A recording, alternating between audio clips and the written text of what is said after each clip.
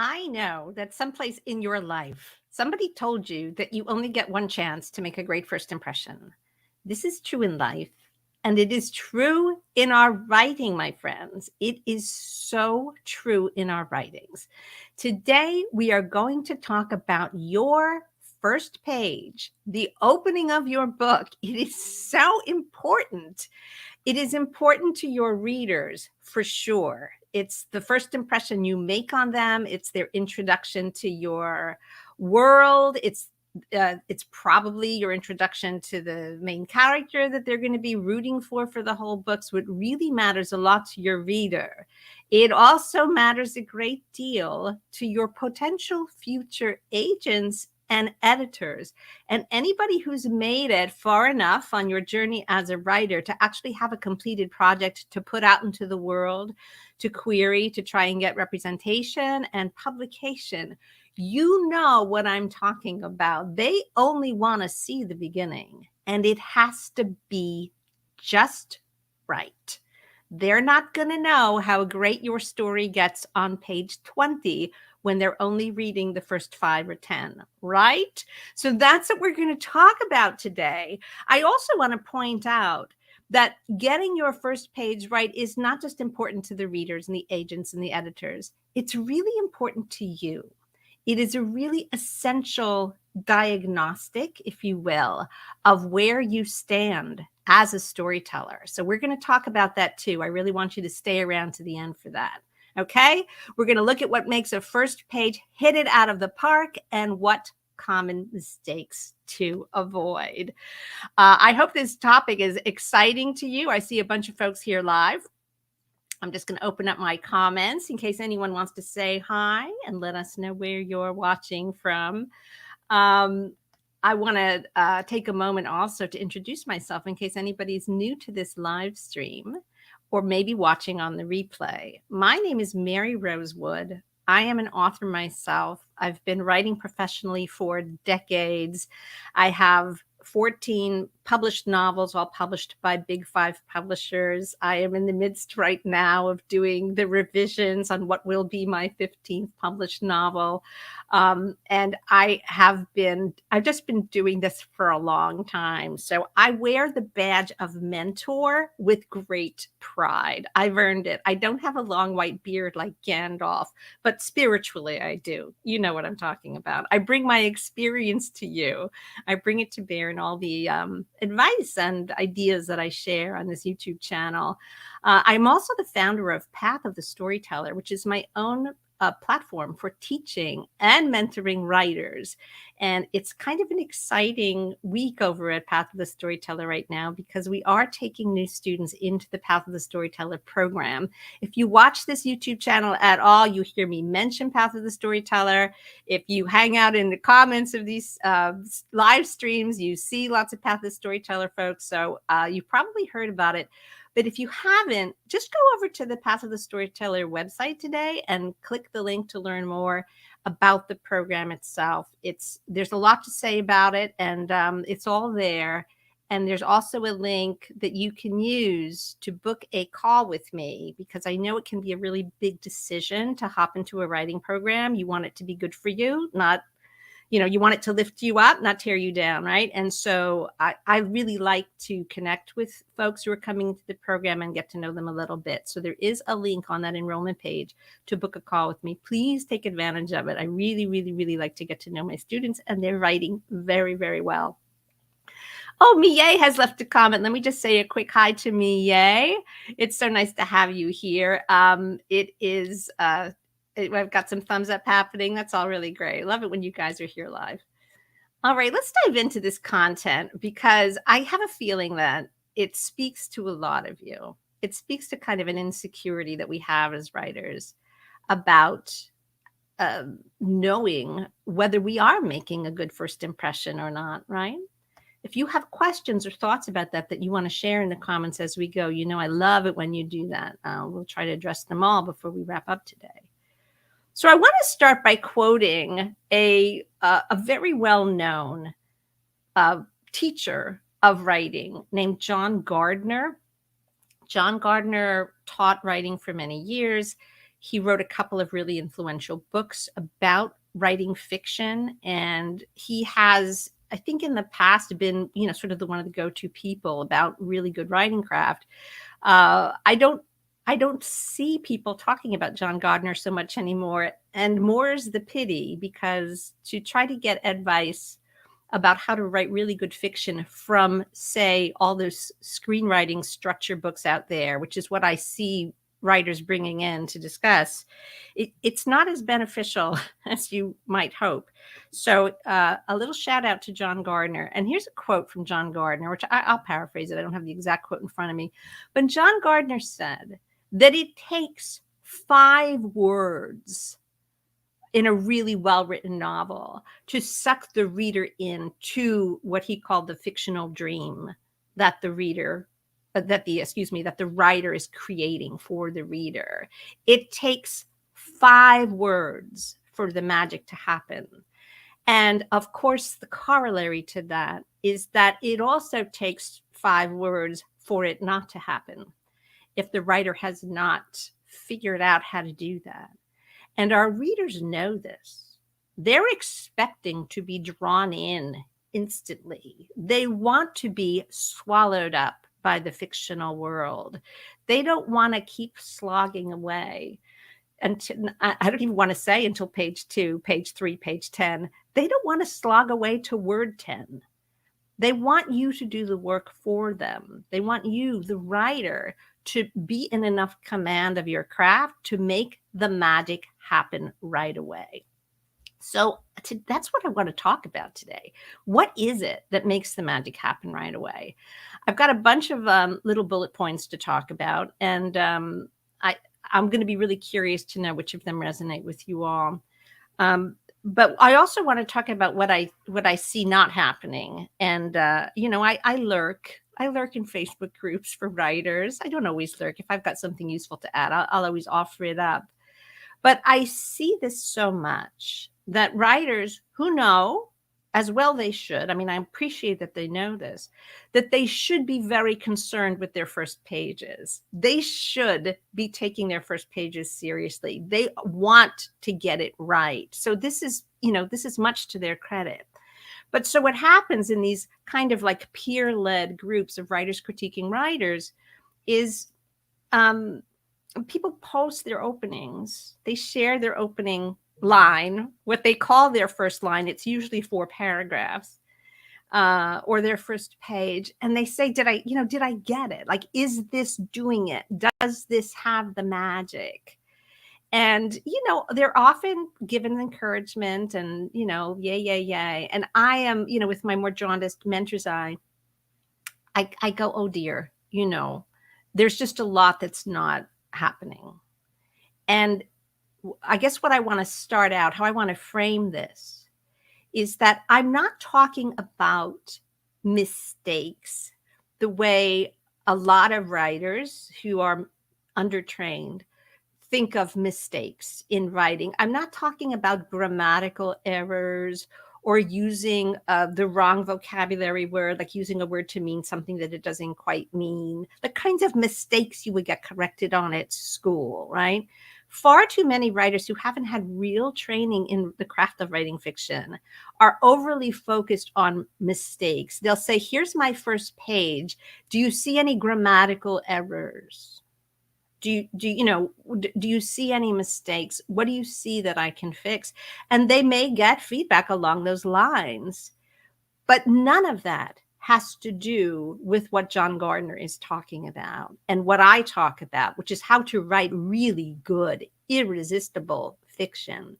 It's not about avoiding mistakes. It's about what? It's about great storytelling and impeccable writing craft as it pertains to writing fiction, which is not the same as good writing or correct writing as it might pertain to other applications.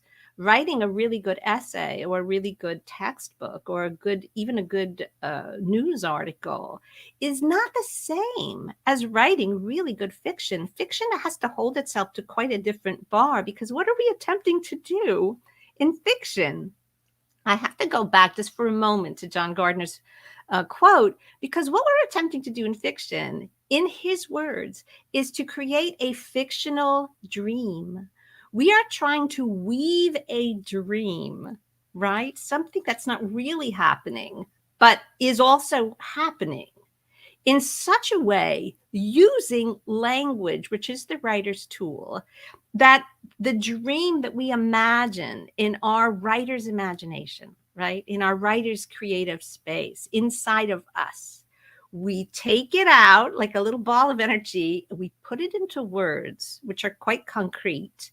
We put those words on paper, and we use those words to transport what? The words? No, it's not the words that we want to put in our readers' minds.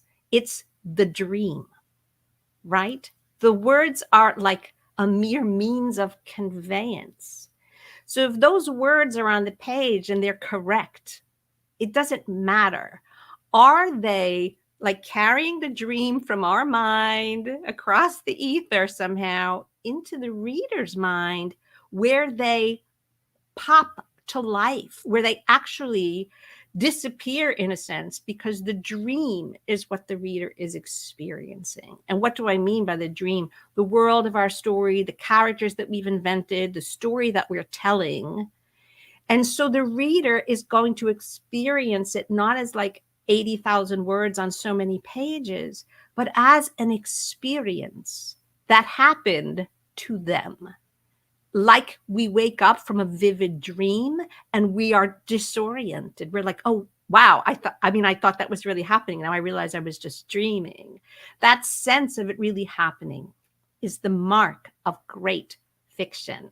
So, right, I've just raised the bar right now. This is what we're talking about when we're talking about getting your first page exactly right.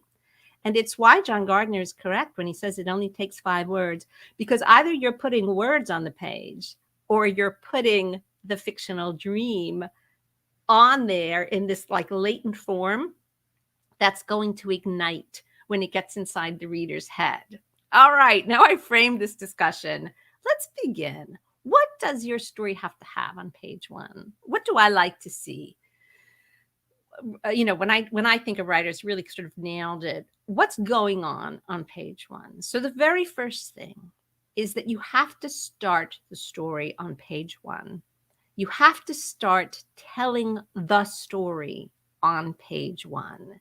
Now, what do writers do instead? They set it up. It's the setup. They build the world. They explain things, right? Like they just lay out so much backstory, perhaps, or setting, or very commonly, they give us what they feel is important, which is like the ordinary day in the life of their main character. But we're not here for the ordinary day. Every day of your main character's life has been ordinary up until the day this book starts. That's why you picked this day to start telling your story. Let's just get into it, right? So this is the thing that we want to aim for as a metric. We want to start the story on page 1. What does it mean to start the story? You're going to introduce your readers to the central character unmistakably. We're not going to be wondering. We're not going to discover in chapter 2 that chapter 1 was actually about somebody who's been dead for 50 years, or chapter 1 was really about some character that's peripheral, right? We're going to start the book in good faith with the assumption that the character that we meet on page 1 is our guy. Like that's who we're cheering for. We're going to meet Bilbo. We're going to meet Wilbur the pig, right? We're going to meet the one we're rooting for. We're going to meet Jane Eyre. That's who we're going to meet on page 1. So if your page 1 does not include not just mention of, but some kind of rousing entrance, some kind of introduction to the main character, I really want you to think about why you've made that choice. It is possible that maybe you don't know who your main character is, that you've got it in your head that, oh no, this is a book about like a lot of people in a town. This is a book about a group or a community. I mean, I understand those impulses very well. But the truth is, the fictional dream has this quality of the reader being identified with the fictional character that you create, almost like an avatar in a video game. Like, if you're playing a video game and your controls are controlling that one character on the screen, you know what I'm talking about, right? Then that's the character. That's the character whose experience is going to be kind of like the substitute experience that your reader is gonna like ride piggyback on. So we want to tell them who to identify with right up front. Now, when I use words like who to identify with, what am I not talking about? I'm not talking about the main character being likable. I'm not talking about them being relatable. I have done other live streams sort of debunking the ideas of likability and relatability as being necessary. What I am talking about is that this is the character whose journey of transformation this story exists to not only depict, but to implement. Story is like an engine of change. And this story exists for the purpose of this character going through the change, going through the transformation that makes this a story. Ebenezer Scrooge, not the same guy at the end of Christmas Carol as he is on page 1. The events of the story don't just depict him changing. These events are what cause him to change. We get to live the change with him. We live the transformation with the protagonist. That's why when we read a book that we love, we don't say, well, now I know what happens, I'll never read that again. No, we say that journey of transformation was so fulfilling, so moving. It gave me so many feelings. It made me think about so much. It touched me so deeply. I can't wait to take that ride again. And so we reread our favorite books over and over again. And this is the mark of really great fiction. It's even better when you read it a second time, a third time. All right. So begin the storytelling on page 1 by introducing us to your main character and also dropping a big fat clue of some kind right away of what the need for urgent transformation might be. Now, if it's the opening page of Jane Eyre, we meet this orphan being treated terribly by her relatives who've taken her in. And we know right away, we know before we get to the bottom of the first page, this kid's got to get out of there. It's no good here. Something's got to change. When we meet Harry Potter in the Harry Potter books, he's having a similar experience. There are actually many fine books. I'm thinking of Bud Not Buddy, an excellent middle grade title, that start with their hero like in literal trouble, not being treated well, stuck in a family that's not working, right? Stuck in a place that's not working. If you're the first page of The Hunger Games, you meet a character right away who's with her sister, with her mother. She's not being mistreated. But by the end of the first paragraph, we learn that it's just an uneasy day because today is the day of the reaping. Now, we don't even need to know what that is yet to know that, it's the day of the reaping. I'm not sure that I like the sound of that, right? So something's about to happen. Something is beginning. Something is unsustainable. There's a lot of ways to talk about this sense of imminent change. But I always like to think, because I love all things Italian, of the Leaning Tower of Pisa. It's leaning. The fact that it's leaning means that every time we look at a picture of the Leaning Tower of Pisa, we're like, when is it going to fall? Like, we're waiting for literally the other shoe to drop. Like, when is it? It's about to go. Now, the fact that it hasn't gone in so many centuries, it just kind of adds to the suspense, does it not? We want that quality in our opening page. Oh, this situation is no good. Something has got to be about to change if we're not even already in the midst of change. It's about to happen. And this is what I mean by starting, right, with the storytelling, starting with the storytelling. Many writers start way too soon.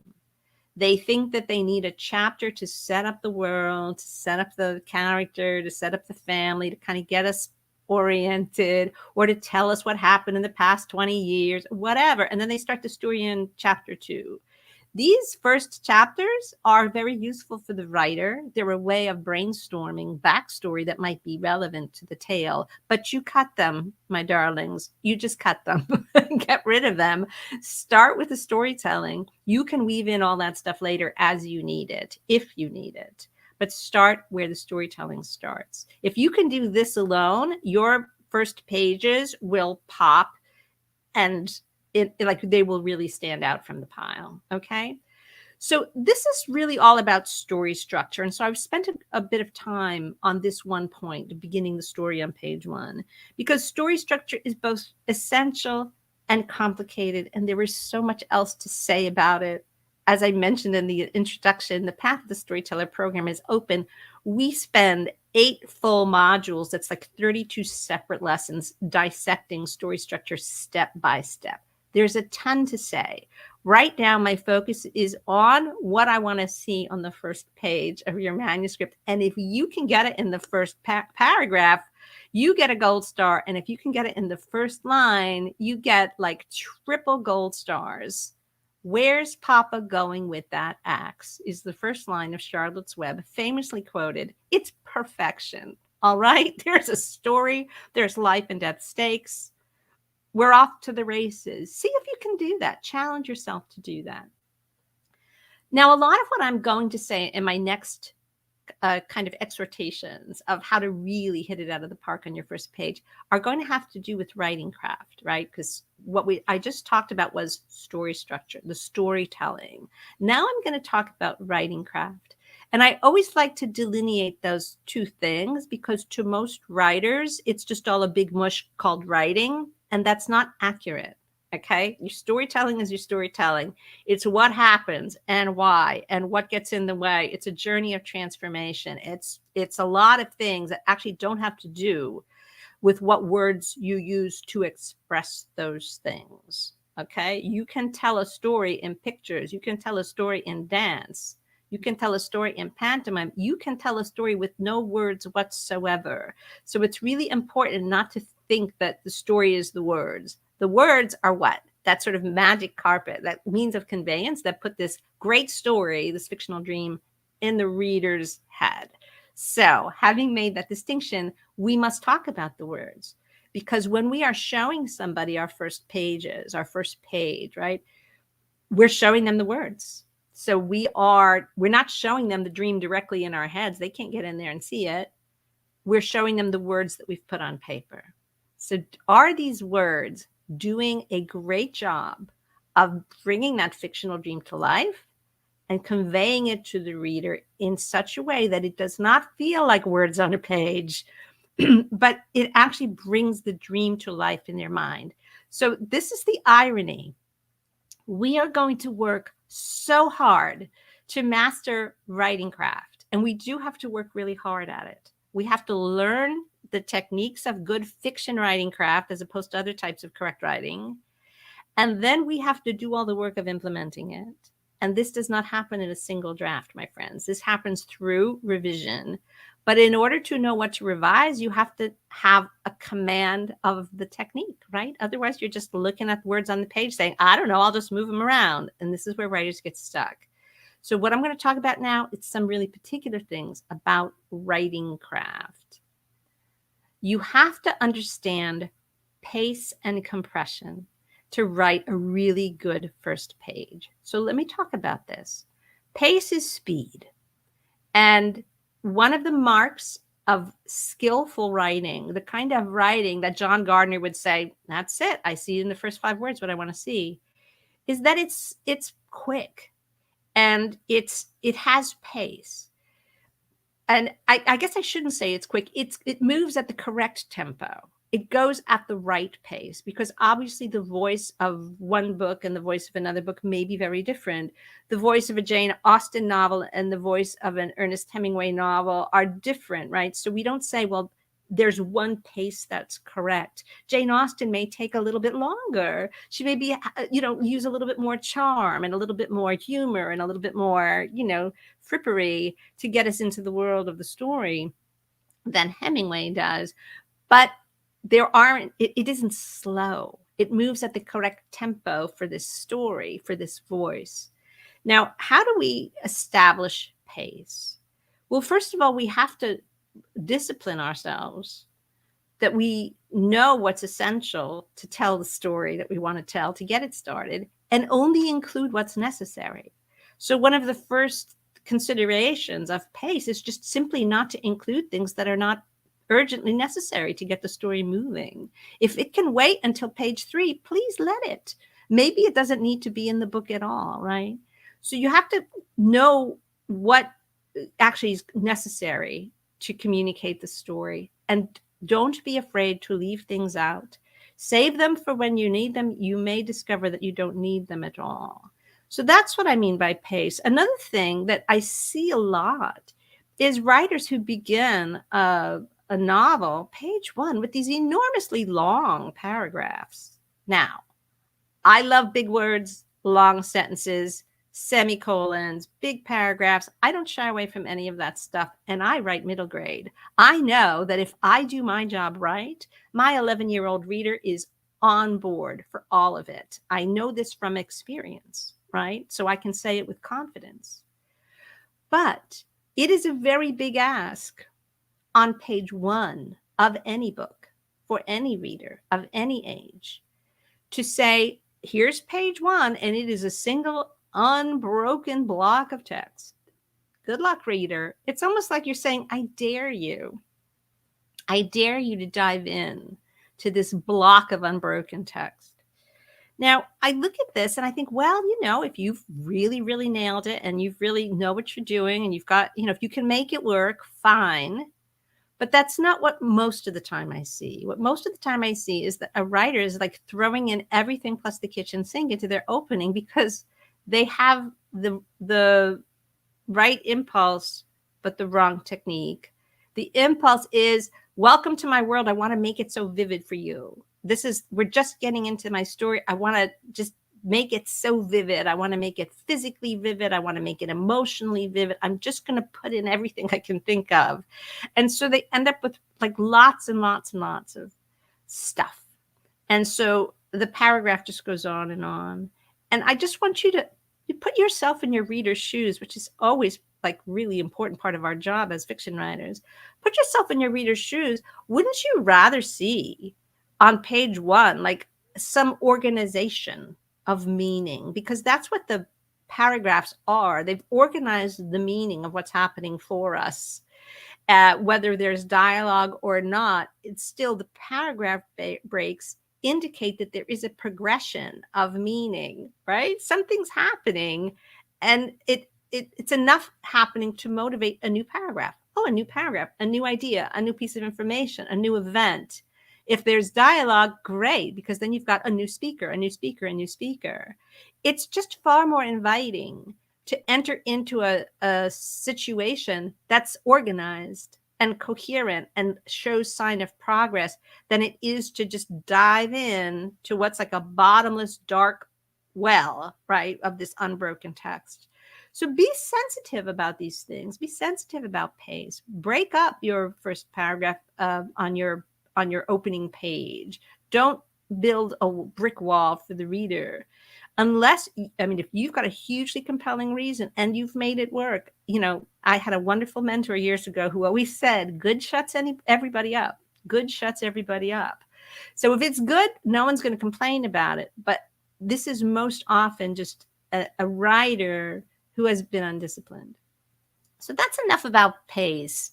Actually, there's one more thing I should say about pace. So it's not just how swiftly you get the story started, leave out the things that are not necessary, and also organize the prose itself so that it has a sense of movement, even to the eye of the reader.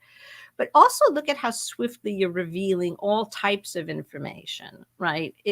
There's a little metric that I teach in the Path of the Storyteller program that add new information in every sentence.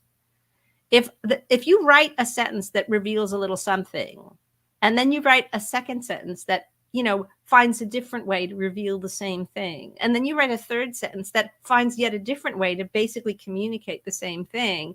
You only need one of those sentences. It's great that you thought of 3 ways to say it. Now, pick the best one or pick the best elements of each and say it once. And then in the next sentence, reveal something we didn't already know. So it's the pace of the writing is also the pace of thought, essentially. Like, how quickly are you getting a new piece of information on the page? So that's that. The idea of compression is even more technical in a way, because it's what you do to say everything in as few words as possible, given the voice of your book, right? So there's all kinds of ways to do this. One of them is not saying things twice. One of them is, really, really looking at your sentence structure and seeing if you've got overblown, needlessly complex sentences that could be really simplified and just made far more direct and active. If you're using a lot of 3-syllable words, a 2-syllable word is shorter than a 3-syllable word, and a 1-syllable word is great too. So you can actually replace longer words with shorter words. So there's all kinds of techniques of compression. Again, like I can't give you the full tutorial on how to compress, how to improve pace, but these are the qualities that I want you to have on your first page, right? And so, like, make a note of it. You've got to compress the text. You've got to move at a good pace. All right, here's another technique of writing craft that I want to see on a first page that I'm going to say, yes, I'm in good hands. Like, this is meeting the John Gardner rule, right? And that technique is this. I want to see that the writer understands how to write in specifics, concrete specifics, not generics. And what is a concrete specific versus a generic? Well, again, let me just give a quick example. But if my opening page is like, maybe my main character is on their way home from, losing the spelling bee, and they want to console themselves by stopping at their favorite restaurant for a snack, I could say it had been a horrible day at school and, all Jane wanted was something to eat. Or I could say, restaurant. When was she going to learn to spell restaurant? She blew it again, and all she could think of was her favorite, strawberry smoothie at the Burger Shack, right? So just take that extra effort to fully imagine what you want to put on the page and put it there. Because a character in a bad mood, it's not the same thing as a character who lost the spelling bee. And a character who lost the spelling bee is not the same thing as a character who has never been able to learn how to spell restaurant. So get specific, guys. Be concrete. Put it on the page. There are far too many examples that I see out there in Writerland of writers who actually cannot bring themselves to imagine specifics. And I say to you with love, we have the best job in the world, we fiction writers. We make stuff up for a living. So please enjoy it. Make things up. Don't be afraid to make things up. Sometimes writers are like, but how am I supposed to decide which word she can't spell? It's like, well, if not you, then who? It is, in fact, your job to decide. What word did she lose on? It was restaurant. I'm here to tell you. I myself have always had a hard time spelling the word restaurant, much as I like to eat in them. So I hope that makes sense. So we're talking about concrete specifics versus generics. All right. That's one of the things I want to see, along with John Gardner on the first page. Here's the next thing. I've got 2 more bullet points. Here's my penultimate bullet point. Your writing on page 1 must be a cliche-free zone. And if you're using cliches, whether they're, observational cliches, if you're using some kind of familiar pat phrase to describe the weather or describe the color of something, or to describe how somebody looks, or to express an emotion, if it's a phrase we've heard before, it's probably not good enough. And if it's a phrase we've heard 10 times or 100 times before, it is a cliche. You don't get to use those. Because why? Because you want to write really, really, really well. And when we see cliches on the page as readers, as potential agents and editors, it's it's like you didn't actually cook us a meal. We came over for dinner and you just got takeout pizza. You're just using stuff we've seen before. What you're losing the opportunity to show off how good you are. How would you express it? What's your unique way of seeing the world that gets expressed in a unique way in the language that you use to describe it? So your first page needs to be a cliche free zone. Now, that's cliches of language. There's other cliches as well. There are cliches of thought. There are cliched types of characters, cliched ideas, things that we've seen a million times before. And there's a difference between something being familiar because it's true and iconic and archetypal, and something that is just rehashing a trope that has been done to death. Now, I know that there are some folks who write in genres that are filled with tropes that readers love. And I'm not saying to stay away from the familiar reader-pleasing tropes of romance, of mystery, of course, readers love, they love it. They love when the main character has to choose between two guys, and they love it when there's like friends to lovers and enemies to friends. And there's all kinds of tropes that people who write in genre use intentionally. And to you, I say, fine, use those tropes, but please, bring your own flair. Just bring your own flair to them. So I don't want to see on the first page of a book something that makes me think I've read the book before, right? I just don't want to feel like, didn't I read this already? Don't I have this one on my shelf, right? Think it through. You can do better, all right? There's other types of cliches as well. The kinds of cliches, I'm not just talking about starting your book with, it was a dark and stormy night. Everybody knows that one, but we want to stay away from like waking up scenes, or it was all a dream scenes, or waking up from a nightmare scenes. Writers tend to overuse these openings. They are cliche ways to get into a story, and you can do better. The fact that you thought of it doesn't mean it's your idea, because a lot of the times that people think of things first that are familiar, they're just top of mind. And so don't trust that just because it was your first impulse, it means it's a fresh, brilliant idea. It may be a cliche, and you just got to know that. You've just got to have the experience and discernment to be able to tell. So we don't want those waking up scenes and those it was all a dream scenes and, cliched language. Get all that stuff off the first page. And so the last thing that I want to say is my sort of last bullet point of what I want to see on a first page is and this is almost a sense in a summary of what I've been saying, but I want to say it in this way because it's really important. I want to see evidence that this writer whose work I'm meeting for the first time is what I call an intentional writer. I want to see evidence that they've thought about everything on the page, every word, every choice. Nothing is an accident, right? That this writer is not showing me the raw material that came out one day when they felt like writing, and then said, well, I wrote it.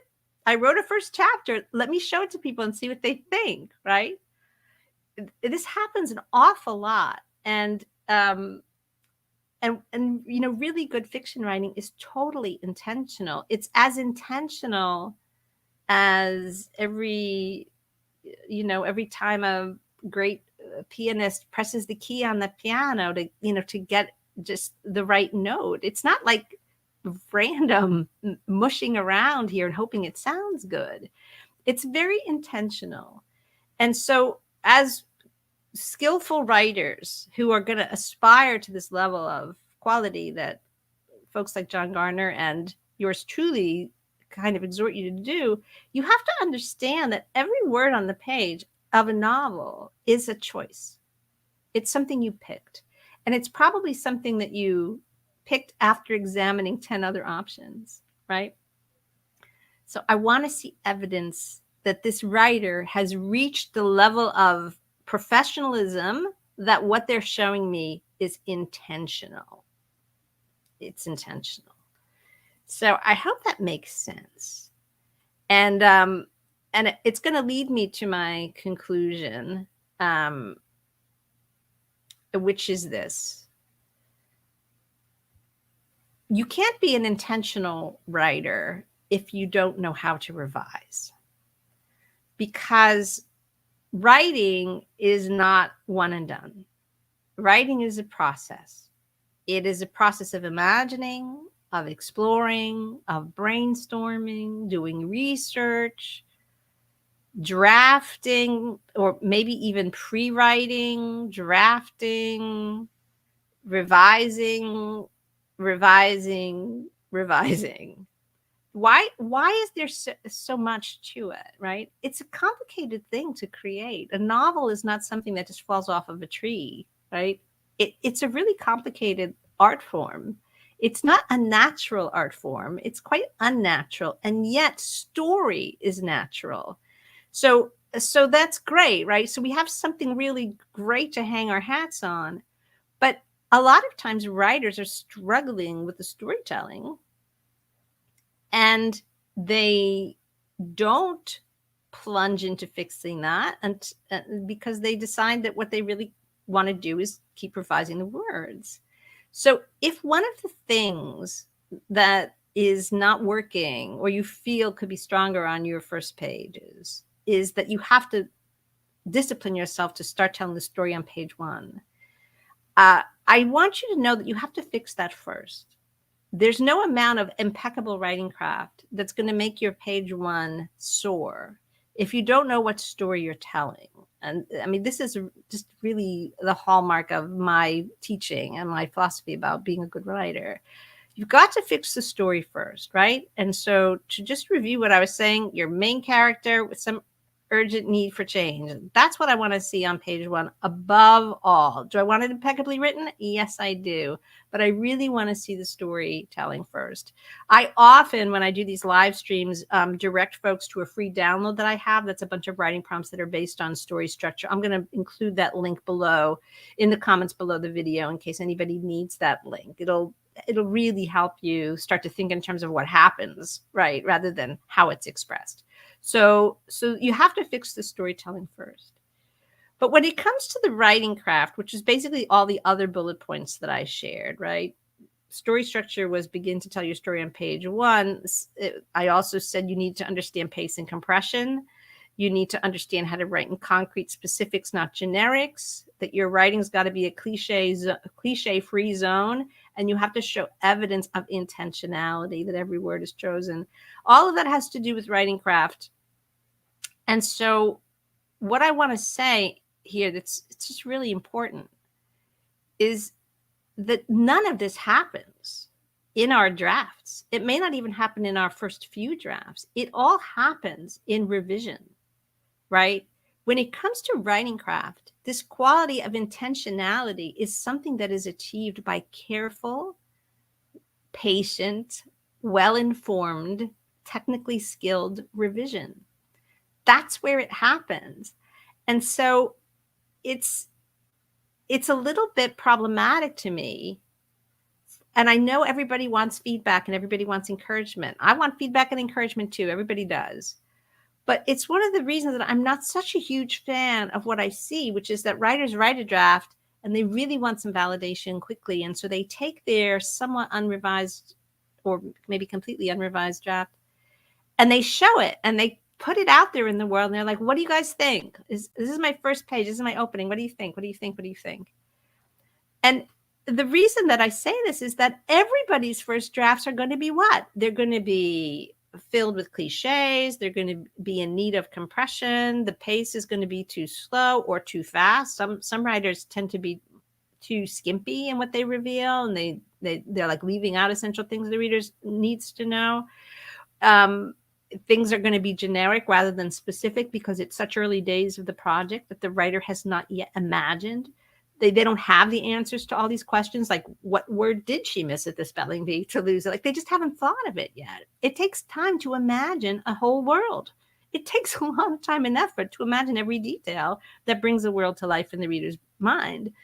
So everybody's first drafts are going to be filled with these qualities that I'm saying are undesirable. My first drafts, I'm a very experienced published writer. My first drafts are the same. How do they become intentional? Through revision. That's how they become intentional, right? And so if you get that impulse to say, well, I have this early draft and I want to show it to people for feedback, or I have a first chapter that I'm really excited about, maybe I'll query it and see if I can get a, like take the temperature of the industry. I've had writers do that as well, and I can't tell you what a bad idea it is. You're just showing your work in an unrevised state to demonstrate that you are not yet an intentional writer who knows the difference between like what it takes to have a first page that hits it out of the park and what literally everybody has before they revise it. We all start out with these messy drafts, So I can't tell. Let's just say I'm like Jane Agent and I see that you have not demonstrated to me, right, that you have the skill and professionalism to revise something until it's showable, because you're showing me something that's not yet showable. And so what the sort of amateur or beginner writer tells themselves is, well, I know it's a draft, but they'll be able to see through that. But you have to understand that it's precisely the quality of knowing how to revise that marks you as a professional. So above all, and kind of like a big container to hold all of the comments and advice that I've given you in today's live stream, is that what we want to see on your first page is that you've got enough storytelling chops to know what your story is and put it on the page where the reader can see it in the first paragraph, first line, first page, as quickly and concisely as you can. And you also have not only the professionalism, but the actual technical skill to know how to revise something and to have done the work to do it, right? Because that's what we're looking for. Everybody can write a sloppy first draft. That's not what sets you apart. Sometimes writers think, well, my idea is so good, right? My idea, the idea for my book is so good that they'll be excited about that. And won't my editor fix the writing, or I can hire someone to fix the writing. I mean, the kinds of ideas that I see floating around in the circles of writers who basically are doing everything possible to not admit that they just need to learn the craft. It's over and over again. It's the same thing. And it's not so. Everybody's got a great idea for a book. It's the execution of it that will set it apart, right? Now, a great idea, beautifully executed, you're not going to have any trouble getting people to stand up and take notice. So what I want you to really think about is that any problems that you might be having getting your first page to really pop, if it's not fulfilling these qualities of what a first page needs to do, then you are giving yourself a really interesting diagnostic. You're taking the temperature of where you stand, and you might be revealing that you yourself don't quite yet know all of the things that you have to bring to bear to do a really professional revision on a piece of fiction, so that it will do what John Gardner wants it to do, what I want it to do, what every agent and editor out there wants it to do, which is to do all the work of bringing the reader in the first line, first 5 words, popping that fictional dream to life in the reader's mind. If you are doing that, believe me, you are going to stand out from the crowd instantly. So if you're not doing that, then just know that there may be, it's not a problem with you in terms of your talent or your ability. That's nonsense. It's not necessarily that the idea for the book is bad and you should start another one. That's also very often not the case. It's just that you need to know how to do all these things. You need to know, what's the story? How do I get it on the page? How do I manage the pace? How do I compress the prose, right? How do I get rid of the cliches? If I take out the cliches, I don't know what to put in their place. Maybe you don't even feel that you can recognize what's a cliche or what's not. This is just all technique, practice, experience.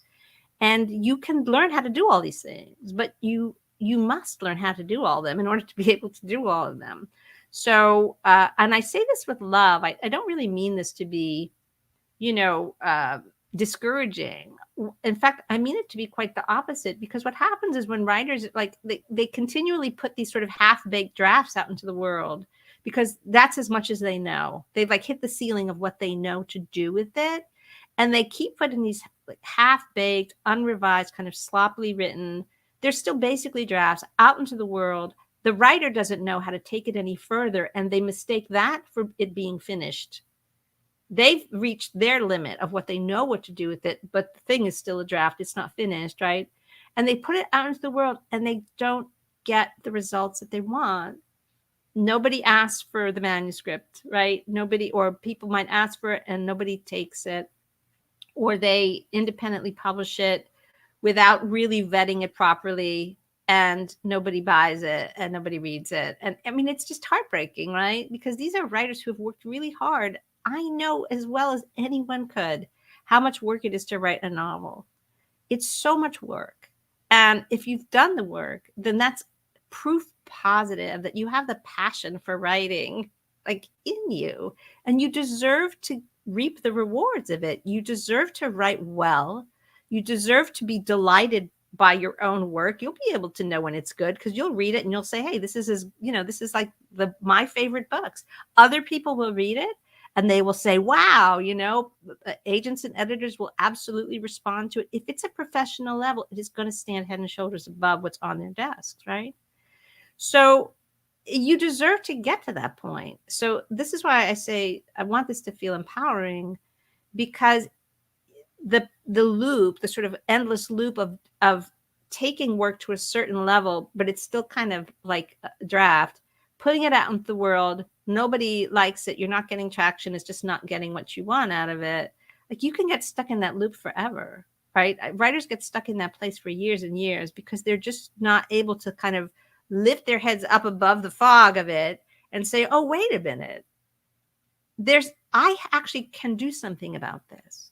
I just need to really, really get serious about learning what I need to know to make this pop. It's stuck at the level that I'm at, and I'm not, as they say, if you do what you always did, you're going to get what you always got. So there just be of good cheer. If this resonates with you, there's stuff that you can do. You can come to the Path of the Storyteller program. There's training you can get, and it won't be a mystery anymore, right? If you show people stuff that needs to be revised, all they can tell you is revise it and then show me what you've got, because there's no way they can judge what your current level of skill is until you've done that. Okay.